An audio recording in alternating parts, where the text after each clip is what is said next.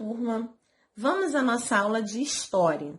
Então, vamos pegar o nosso livro, abrir na página 230 de História, capítulo 4, Escolas em diferentes tempos e lugares. Então, nesse capítulo, nós vamos estudar sobre as escolas em diferentes tempos, nos tempos atuais e no passado, e em diferentes lugares, em cada lugar do mundo.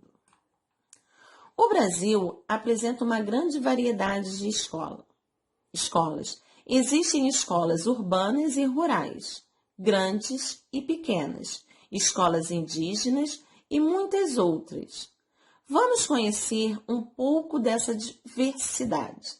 As escolas urbanas são as escolas como a nossa, as escolas que ficam na cidade. E as escolas rurais são as escolas que ficam nos interiores, tanto do nosso país como do mundo também. Na página 231, eu vou pedir para que vocês abram o livro para ter uma visualização melhor dessa imagem. E nós temos algumas perguntas aqui que vocês poderão responder oralmente. Descreva a escola retratada na imagem. O que vocês observam nessa escola? Como é essa escola? Que tipo de crianças estão nessa escola? B. O que você acha que as crianças estão aprendendo nessa escola? Reflita e converse com seus responsáveis. No caso aqui está escrito colegas, mas como nós não estamos na escola, nós vamos conversar com os nossos pais. C. A escola da fotografia se parece com a sua? Por quê? Qual é a semelhança que você pôde observar? E qual foi a diferença também? Na página 232, nós vamos falar sobre as escolas no Brasil. Observe as escolas a seguir. Na primeira imagem, nós temos a escola do Flávio. O Flávio estuda em uma escola grande na região central da cidade. Ele sempre participa das aulas de educação física. Para ele, é muito importante que a escola seja adaptada para as pessoas que utilizam as cadeiras de rodas. Então, ele fica muito preocupado com essas pessoas que precisam de um auxílio maior, principalmente na parte de locomoção. Na segunda fotografia, é a escola de Rudá. Rudá estuda na aldeia onde vive com a sua família. E em sua escola, ele aprende a língua portuguesa, matemática, história, geografia e ciências. Rudá sempre aprende e escreve. Ele também aprende a escrever o idioma do seu povo, o Mundukuru, né, típico indígena. Na página 233, nós temos a escola da Marisa. Marisa, que aprende na sua escola, na comunidade do Quilombola, histórias sobre a vida dos seus antepassados e a cultura afrodescendente. Lá, ela aprende a preservar práticas como a da capoeira, tradição que é, ao mesmo tempo, uma luta e uma dança. Na quarta escola, é a escola da Márcia, que estuda numa escola rural, uma escola do campo. Na aula de ciências, ela aprende a cultivar os alimentos e cuidar de uma horta. Para a Márcia, esse aprendizado é muito importante. Então, nessas 4 escolas do Brasil, vocês puderam observar que além de aprenderem português, matemática, ciências, assim como nós aprendemos, eles fazem aprendizado específico da sua cultura, o que vai ajudar no seu desenvolvimento. Observe as imagens. As escolas são todas iguais? Vimos aí que há muitas diferenças. No Brasil, existem muitos tipos de escolas.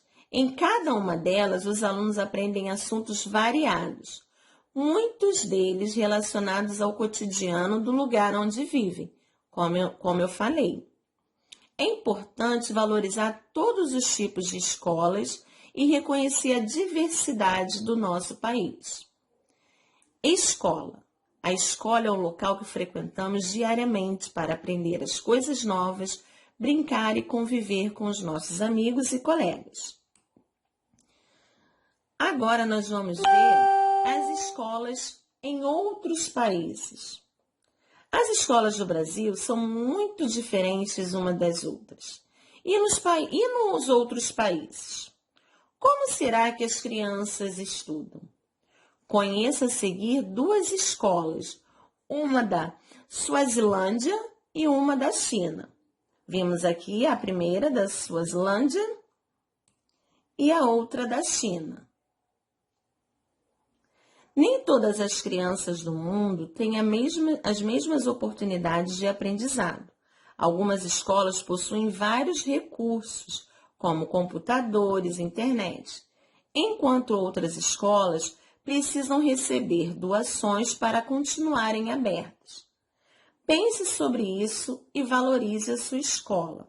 Então, está falando aqui que nem todas as escolas têm os mesmos recursos, como, por exemplo, a nossa escola tem um ar-condicionado, é bem espaçosa, tem um local para cada atividade. E existem muitas escolas que não têm esses recursos, né? E precisa de doações para continuarem abertas.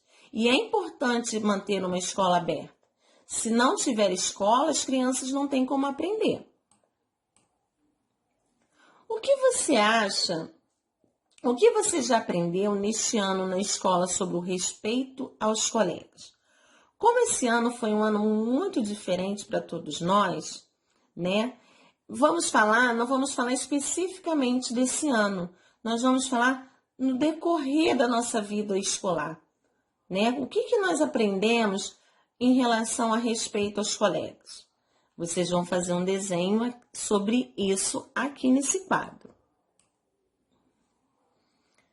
Como eu falei na página anterior, existem escolas que não têm esses recursos, como nós vamos ver agora nessa fotografia. Nós vamos fazer uma descrição dessa escola. Nós vamos escrever tudo que nós estamos observando nessa escola. As escolas do passado. Há muito tempo atrás, sempre já existiu escola. Então, há muitos anos atrás já existia escola. O cotidiano das escolas no passado eram bem diferentes da atualidade.